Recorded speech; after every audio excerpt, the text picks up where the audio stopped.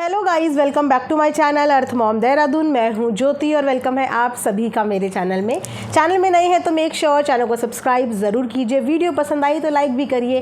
Comment section में comment करके ज़रूर बताइए कि आप सबको मेरा वीडियो कैसा लगा। ऑल्सो आप लोगों को मेरा कल ये वाला सूट बहुत ज़्यादा पसंद आया था और इसीलिए मैंने सोचा मैं आप लोगों को इस वीडियो में बता देती हूँ कि ये सूट भी मैंने बाय किया है और एक्चुअली में मुझे बहुत अच्छा रिसीव हुआ। मैंने 4 से 5 सूट मंगाए हुए थे रक्षाबंधन के लिए, उनमें से मुझे ये सबसे ज़्यादा अच्छा लगा तो मैंने यही कल वियर किया हुआ था और आप लोगों को भी बता देती हूँ। उसका बहुत ही सुंदर इस तरीके का दुपट्टा आया है, बहुत ही रिजनेबल प्राइस में है। फैब्रिक की बात करूँ तो इससे आपको लाइन भी मिलेगी, इसके अंदर लाइनिंग डली हुई है। फैब्रिक भी अच्छा है, कंफर्टेबल भी है, फिटिंग वाइज भी अच्छा है, तो आप इसे बाय कर सकते हैं। आप इसे छोटे मोटे फंक्शन पार्टी में पहन सकते हैं, जैसे जन्माष्टमी अभी आ रही है तो जन्माष्टमी में पहन सकते हैं, फेस्टिवल्स में पहन सकते हैं। थोड़ा फेस्टिव वाइब देता है कलर भी और इसका जो वर्क हुआ हुआ है ये भी। तो इसका लिंक मैं कमेंट सेक्शन में पेस्ट कर दूंगी। कम्युनिटी में मैंने ऑलरेडी शेयर किया हुआ है तो आप वहां से जाके भी बाय कर सकते हैं। इसी के साथ वीडियो में हम लोग बढ़ते हैं आगे। सो कल रक्षाबंधन के ऊपर मैं ऑलरेडी जितने व्लॉगिंग मैंने देखी थी, जितने व्लॉगर्स की, उसके ऊपर मैंने वीडियो बनाया था। आज हम यहाँ पे बात करने वाले हैं कि आखिर जगत भैया को रोना क्यों पड़ गया, क्या रीज़न था कि जगत भैया को रोना पड़ गया। और जगत भैया के रोने के जो कैप्शन हैं वो 2 बार चेंज हुए। जी हाँ, ऑल्सो वीडियो में कुछ करेक्शंस भी करेंगे और उन करेक्शंस के ऊपर भी बात करेंगे। बिना स्किप करे हुए पूरा का पूरा वीडियो ज़रूर देखना। सबसे पहले तो क्योंकि कल रक्षाबंधन था तो मैंने इस बात का क्लैरिफिकेशन नहीं दिया, लेकिन येस, हम भी इंसान हैं और हर चीज़ हम देख पाएँ वो भी ज़रूरी नहीं है। और अगर कोई चीज़ हमसे 19-20 होती है तो as a responsible reaction channel ये हमारा फ़र्ज़ भी होता है कि हम उस चीज़ को रेक्टिफाई भी करें। जैसे कि हम दूसरों के ऊपर क्रिटिसिज्म करते हैं, दूसरे व्लॉगर्स के ऊपर क्रिटिसिज्म करते हैं, उनकी गलतियों को यहाँ पे हाईलाइट करते हैं, तो अगर हमसे भी कोई थोड़ी बहुत गलती हो जाए तो उस गलती को हमें रेक्टिफाई कर देना चाहिए। जैसे कि मैंने कल तो नहीं, परसों एक वीडियो बनाया था जहाँ पे मैंने इस बात पे ऑब्जेक्शन जताया था कि आपने ऑडियंस को इस बात का थैंक यू नहीं बोला। एक्चुअली वो जो कम्युनिटी आई थी, क्या होता है ना कि जब रिटर्न में कोई चीज़ लिखी जाती है तो वो चीज़ें रिटर्न में ज़्यादा जल्दी दिखती हैं। अब ऐसे बहुत सारे व्लॉग होते हैं जो मिस हो जाते हैं क्योंकि पूरी की पूरी फैमिली व्लॉग्स बनाती है। एक दिन में कई व्लॉग आते हैं, बहुत सारे शॉर्ट्स आते हैं और सारी वीडियोज़ और सारे शॉर्ट्स को फॉलो भी नहीं किया जा सकता। लेकिन कम्युनिटी एक ऐसी चीज़ होती है जो चैनल पे पड़ी होती है और सिर्फ 4-5 लाइनों की होती है, इसीलिए वो हाईलाइट हो जाती है। तो उस कम्युनिटी पे इन्होंने स्पेशल थैंक यू जो किट्टो एंड फैमिली को किया था, उस चीज़ पे मैंने ऑब्जेक्शन जताया था।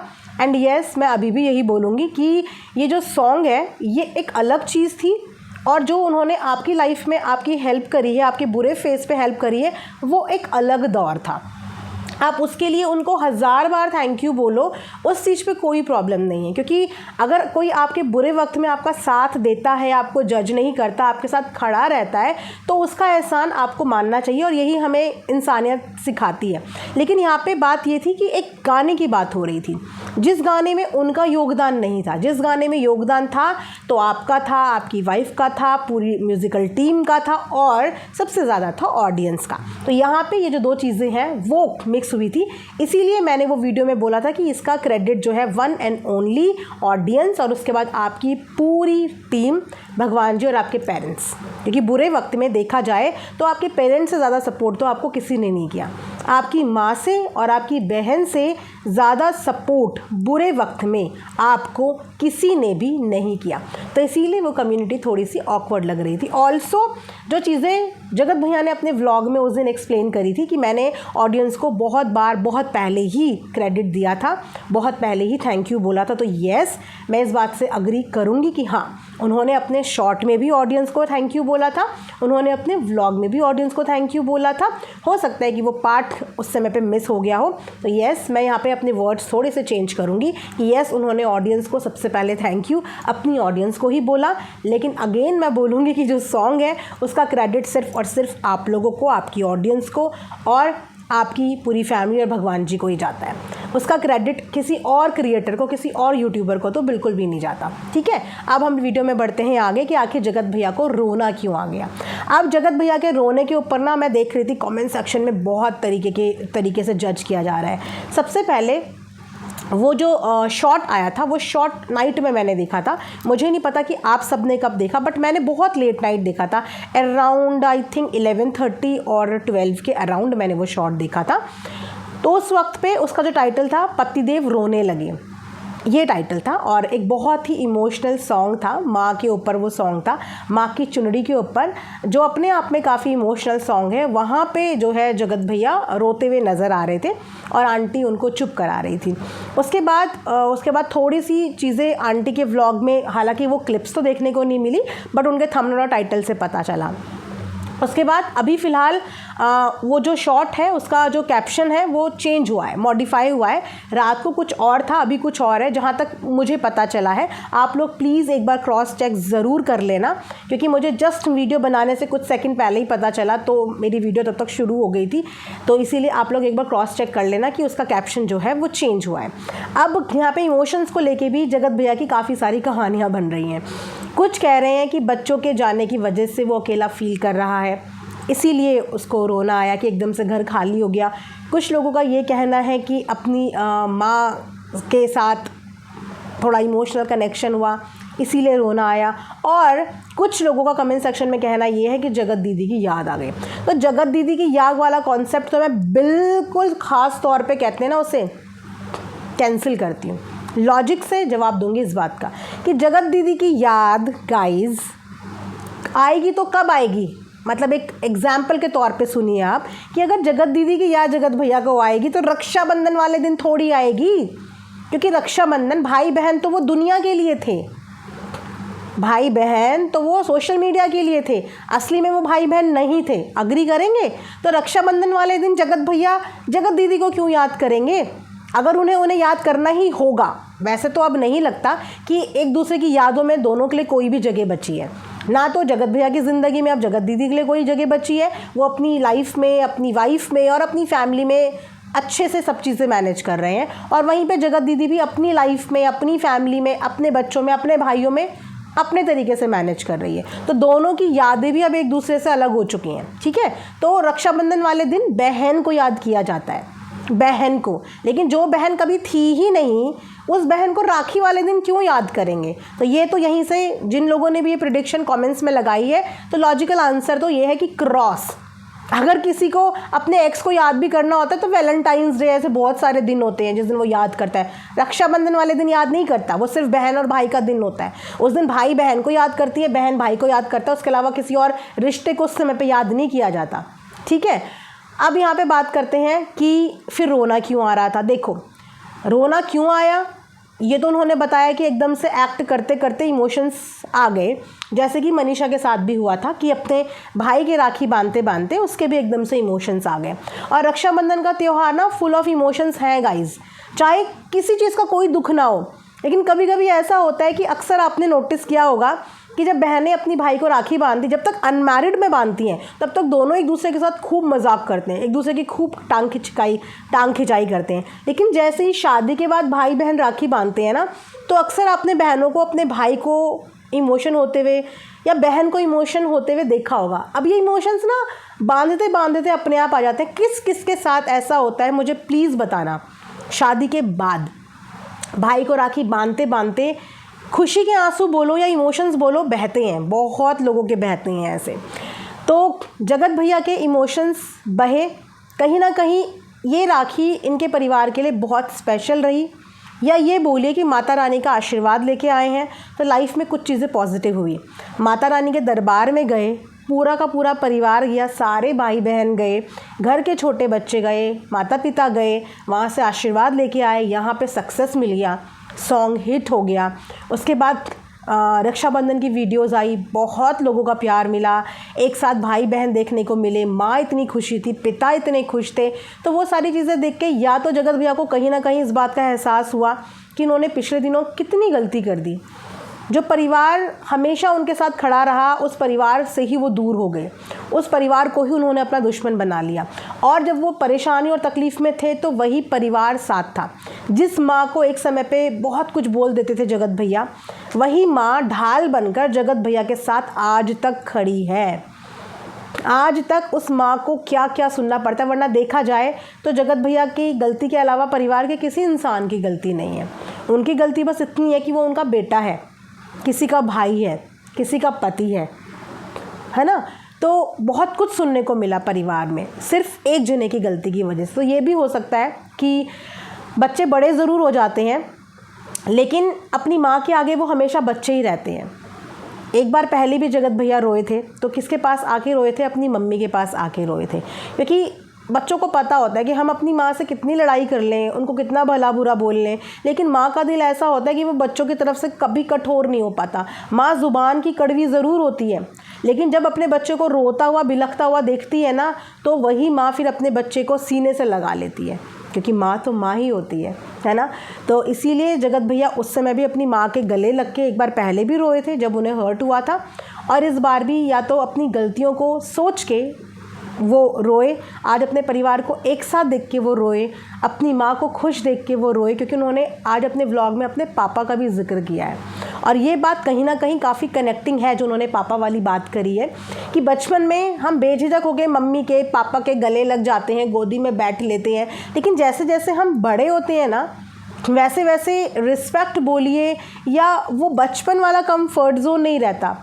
बहुत समय हो जाता है कि हम अपने पापा को बोलना बहुत कुछ चाहते हैं, दिल ही दिल में उनसे प्यार बहुत करते हैं, लेकिन ज़ुबान से एक्सप्रेस नहीं कर पाते। जो चीज़ें हम बचपन में कर लेते हैं वो हम बड़े होके नहीं कर पाते। आज भी ऐसे बहुत सारे रिलेशनशिप देखे हैं पेरेंट्स और बच्चों के, जहाँ पे बच्चे बोलना बहुत कुछ चाहते हैं लेकिन एक्सप्रेस नहीं कर पाते, जहाँ पे पेरेंट्स भी बहुत कुछ बोलना चाहते हैं लेकिन वो भी एक्सप्रेस नहीं कर पाते। तो ऐसा काफ़ी सारी जगह होता है। तो मुझे ऐसा लगा है कि इस रक्षाबंधन जगत भैया को अपने परिवार का एहसास हुआ है, एक फैमिली की क्या इम्पोर्टेंस होती है, क्या वैल्यू होती है, उस बात का एहसास हुआ है। प्लस जो बच्चे उनके घर पे आए थे ना, उन बच्चों के साथ बहुत लगाव और बहुत प्यार जगत भैया का हमने देखा है। और ये कोई पहली बार नहीं है, क्योंकि जगत भैया को बच्चों से प्यार है और ख़ासकर बेटियों से बहुत प्यार है। आप सबने इस पूरी उनकी व्लॉगिंग की जर्नी में इस चीज़ को देखा होगा, और इस चीज़ को आप बिल्कुल डिनाई नहीं कर सकते कि उन्हें बच्चों से बहुत प्यार है। हर किसी के बच्चों को गोदी में लेते हुए प्यार करते हुए आपने जगत भैया को देखा होगा, और मनीषा को भी देखा होगा। फिर चाहे वो जगत दीदी की बेटी हो, कितना उसको भी प्यार करते थे। फिर चाहे वो किट्टो के बच्चे हों, कितना उसको भी प्यार करते थे। तो हर बच्चे को बहुत प्यार करते हैं दोनों, मनीषा और सचिन दोनों के दोनों बहुत प्यार करते हैं। और इस बार मामा भांजी का एक अलग ही बॉन्ड देखने को मिला। जो प्यार बार बार वो आध्या से कर रहे थे ना, एक बच्चे के होने से घर में रौनक होती है और लोगों से ही घर बनता है। अम्बाला वाला घर बहुत बड़ा है, लेकिन वहाँ पे इनकी टीम रहती है और ये 2 लोग रहते हैं, लेकिन एक घर कंप्लीट होता है जब उस घर के लोग उस घर में रहते हैं। तो इस समय उनका अम्बाला वाला घर बिल्कुल घर लग रहा है, क्योंकि वहाँ पे गार्जियन भी हैं, सारे भाई बहन भी हैं, बच्चे भी हैं। और बच्चों के साथ इस बार जगत भैया ने मैक्सिमम टाइम और मैक्सिमम व्लॉग्स बनाए हैं।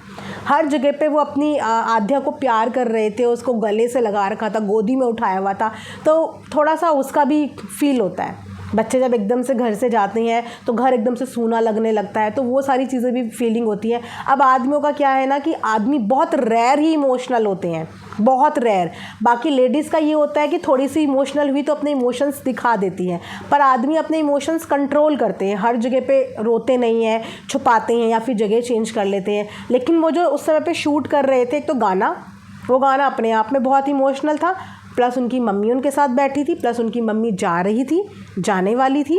जगत भैया को पता था ऑलरेडी बच्चे जा चुके थे, मम्मी जाने वाली थी, तो मम्मी के साथ बैठ के मम्मी के गले लग के क्या पता कितनी सारी मल्टीपल फीलिंग्स आई होंगी। ये एहसास हो रहा होगा कि आज मम्मी को भी बहुत कुछ स्ट्रगल करना पड़ा बच्चों की वजह से। इस उम्र में पेरेंट्स सुकून से रहते हैं, लेकिन इस उम्र में भी आज तक भी वो कुछ ना कुछ नेगेटिव सुनते रहते हैं। तो बहुत सारी चीज़ों के ना मल्टीपल इमोशंस इंसान के चलते हैं फेस्टिवल्स के दौरान। तो ये सारी चीज़ें हो सकता है कि उनके दिलो दिमाग में चल रही हो। लेकिन मैं एक बात ज़रूर बोलना चाहूँगी और इस चीज़ के लिए मैं अप्रिशिएट करूँगी और मोटिवेट करूँगी कि जगत भैया अब अपनी फैमिली की तरफ काफ़ी ज़्यादा इन्वॉल्व दिख रहे हैं। अब एक्चुअली में दिख रहे हैं कि घर का बड़ा बेटा है, घर के बड़े बच्चे के ऊपर ना सबसे ज़्यादा जिम्मेदारी होती है अपने घर को जोड़ने की, क्योंकि जैसा घर का बड़ा बच्चा करता है ऐसा बोला भी जाता है कि बड़े को देख के छोटे उसी नक्शे कदम पे चलते हैं। वो किसी और को नहीं देखते, वो ये देखते हैं कि हमारे घर के बड़े ने कैसे किया। इसीलिए बोलते हैं कि घर के बड़े बच्चे के ऊपर ना बहुत जिम्मेदारियाँ होती हैं। छोटे चाहे कितनी भी गलती कर ले, लेकिन अगर बड़ों ने गलती कर ली तो पीछे के पूरा परिवार बिगड़ता चला जाता है। तो वो वाला इस 2-3 दिन की जर्नी में, जिस दिन से ये लोग माता रानी के दर्शन करने गए, फिर वहाँ से आए, उस जर्नी में जगत भैया के अंदर इम्प्रूवमेंट्स दिखे हैं। आप लोग ज़रूर मुझे कमेंट्स में बताना कि इन 2-3 दिन के व्लॉग्स के अंदर इम्प्रूवमेंट दिखे या नहीं दिखे हैं। क्योंकि जिस समय पे ये वाला कम्युनिटी वाला भी मैटर हुआ था, जगत भैया अपना वीडियो लेके आया और कितने ठहराव के साथ उन्होंने वो वीडियो बनाया, कितने ठहराव के साथ अपनी बात को एक्सप्लेन किया, बहुत अच्छे लहजे में एक्सप्लेन किया, बहुत लो पिच में एक्सप्लेन किया। इसीलिए वो बातें समझ में भी आई, ऑडियंस को भी समझ में आई और वो बातें हम लोगों को भी समझ में आई, क्योंकि उनका बताने का पिच सही था, बोलने का तरीका सही था, एक्सप्लेन करने का तरीका सही था। इसीलिए वो चीज़ें हम लोगों ने रेक्टिफाई भी करी और इसीलिए मैं बोल रही हूँ कि थोड़ा सा उनके बिहेवियर में चेंजेस नज़र आ रहे हैं। उम्मीद करते हैं कि ये चेंजेस ऐसे ही रहें, ऐसा ना हो कि 4 दिन की चांदनी फिर अंधेरी रात, ऐसा नहीं होना चाहिए। अगर आपने ये ठानी है कि हाँ आप अपने आप को इम्प्रूव करोगे और पॉजिटिवली इम्प्रूव करोगे, तो ये इम्प्रूवमेंट की जो ग्राफ है ना वो ऐसे जाना चाहिए, वो ग्राफ बिल्कुल भी ऐसे नीचे को ना जाए। बस इस बात का ध्यान रखना। बाकी guys as per vlogs videos हम रिएक्शन देते रहेंगे, लेकिन अगर कोई चीज़ हमें वीडियो में अच्छी लगी है, कोई चीज़ हमें पॉजिटिव लगी है, तो डेफिनेटली किसी को पॉजिटिव में अप्रिशिएट भी करना चाहिए और मोटिवेट भी करना चाहिए। हर पॉजिटिव चीज़ में भी अगर हम लोग नेगेटिव बोलेंगे तो फिर इंसान पॉजिटिव चीज़ करना छोड़ देता है, और मैं ये बिल्कुल भी नहीं चाहती। मैं चाहती हूँ कि हर चीज़ पॉजिटिव चले और हमें भी पॉजिटिव रिएक्शंस देने का मौका मिले, हर किसी के लिए पॉजिटिव रिएक्शंस देने का मौका मिले। क्योंकि नेगेटिव रिएक्शन देते देते अपना भी मेंटल पीस ख़राब होता है, खुद को भी अच्छा नहीं लगता, अंदर से अच्छी सी फीलिंग नहीं आती। लेकिन जब सब चीज़ें पॉजिटिव होती हैं तो उन पॉजिटिव चीज़ों पे पॉजिटिव बोलने में खुद को भी एक पॉजिटिव वाइब्स फील होती हैं। सो आई होप कि आपको मेरी इस वीडियो से पॉजिटिव लगा हो, बहुत पॉजिटिव हो गया। आई होप कि आपको भी पॉजिटिव लगा हो। प्लीज़ अपने रिव्यूज़ मुझे कमेंट्स में ज़रूर बताना कि क्या आप लोगों ने भी ये 2-3 दिन की व्लॉगिंग में जगत भैया के अंदर ये चेंजेस आइडेंटिफाई करे हैं, ये चेंजेस आपको भी फील हुए हैं तो प्लीज़ मुझे कमेंट सेक्शन में बताना। और क्या क्या चेंजेस आपको फील हुए हैं ये भी मुझे कमेंट सेक्शन में बताना। मिलेंगे नेक्स्ट वीडियो में, तब तक अपना ढेर सारा ध्यान रखिए। Thanks for watching earth mom Dehradun. Bye bye, take care.